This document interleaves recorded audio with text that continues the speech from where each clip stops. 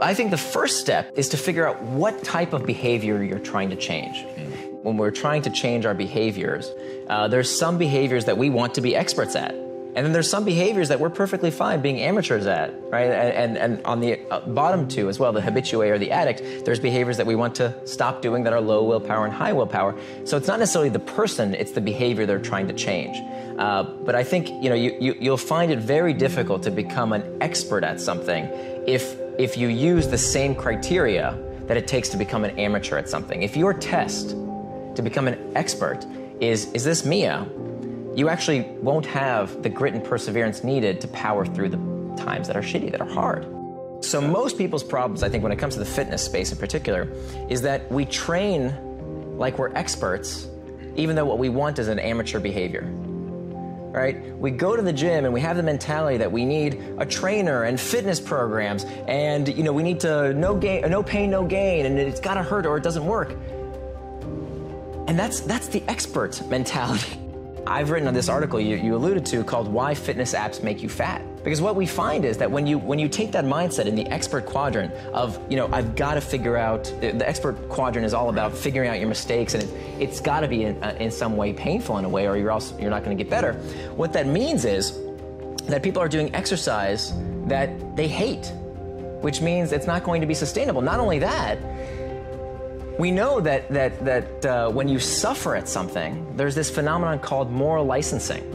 That when we feel like we've sacrificed in one area of our lives, it's like squeezing on a balloon, right? When we feel like we're being good in one area of our lives, we cheat in other areas of our life, right? I squeeze on this end of the balloon, the other area, and we've seen this phenomenon occur time and time again.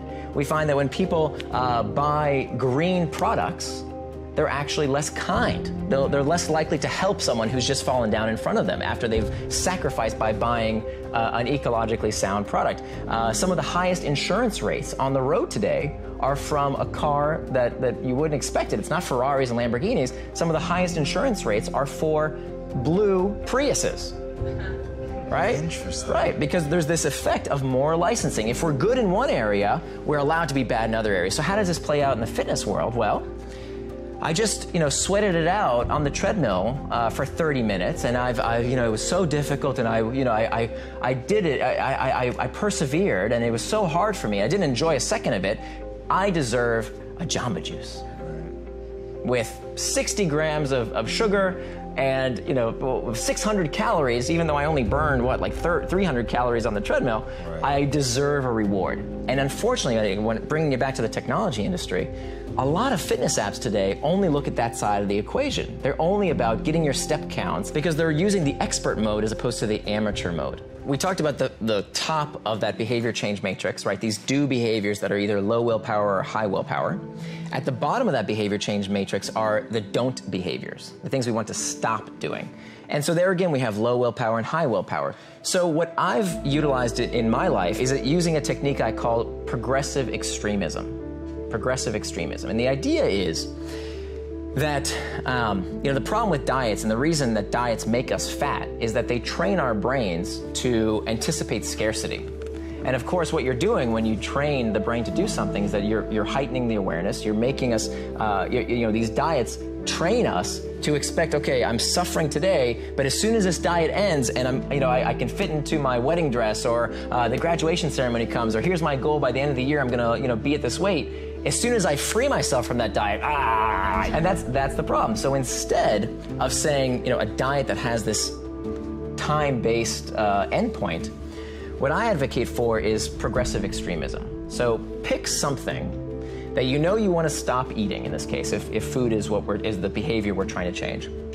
And the criteria is pick something that you can give up without too much trouble, but you can give it up for the rest of your life. Why would I want to do something temporarily and then go back to eating the way I used to eat? That doesn't make any sense. Of course I'm going to gain the weight. I want to make a permanent change. And so I started out with the first thing that I excised from my life was candy corn.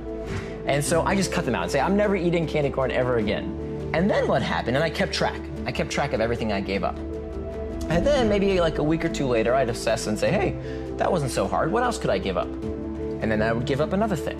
And another thing. Then I think the thing I gave up was no sugary drinks in the house. Okay, I could have sugary drinks outside the house, no sugary drinks in the house ever again for the rest of my life. It's a rule, progressive extremism.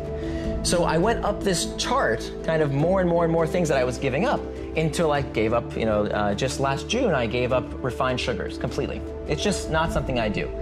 Now, people have no trouble saying, oh, candy corn, easy, that's great. But then you say, okay, I'm going to give up all refined sugars, and people say, oh, that's not so cool anymore. Right. But of course, that's the natural progression. And what you're doing here is you're using this phenomenon of self-image. That when you talked about self-image earlier, and how we can actually utilize how we see ourselves to boost our willpower.